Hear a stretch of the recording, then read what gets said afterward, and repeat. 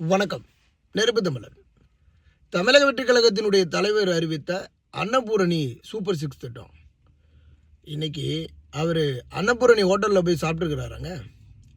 அன்னபூரணி ஹோட்டலில் ஒரு சாதாரணமாக இருக்கக்கூடியவன், இன்னைக்கு இருக்கக்கூடிய ஒரு சாமானியன், தினக்கூலி வேலை செய்யக்கூடியவன் அன்னபூரணி ஹோட்டலில் போய் சாப்பிடக்கூட முடியாது.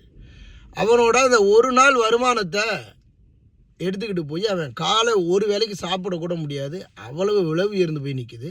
அது மட்டும் இல்லைங்க, நீங்கள் கட்டுறதில் ஜிஎஸ்டியே அவன் கட்டுற அளவுக்கு அவன் திண்டாட வேண்டிய நிலை இருக்கும்.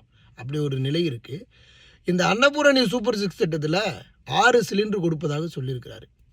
ஏற்கனவே அம்மா தமிழிசையிலேருந்து, நரேந்திர மோடியிலேருந்து, அண்ணாமலை வரைக்கும் சிலிண்டர்லாம் தூக்கிட்டு ஓடி நாங்கள் சிலிண்டரை குறைப்போம்னு சொன்ன மத்திய அரசாக இருக்கட்டும், அதற்கப்புறம் சிலிண்டர் விலையை நாங்கள் இன்னும் குறைக்காமல் விடமாட்டோம்னு சவால் விட்ட மத்திய அரசாக இருக்கட்டும், அதற்கப்புறம் மாநில அரசு நாங்கள் சிலிண்டரில் உங்களுக்கு இத்தனை சிலிண்டர் சும்மா கொடுப்போம், அத்தனை சிலிண்டர் சும்மா கொடுப்போம்னு சொல்லி அதை நிறைவேற்ற முடியாமல் போனதாக இருக்கட்டும். அப்படி இருக்கும்போது எப்படி பாஸ் நீங்கள் 6 சிலிண்டர் கொடுப்பீங்க? அதுவும் இலவசமாக 6 சிலிண்டர் கொடுப்போம்னு சொல்கிறீங்க. இது ஏதாவது சாத்தியப்படுத்த முடியுமா? தயவு செய்து சிந்தித்து செயல்படுங்க.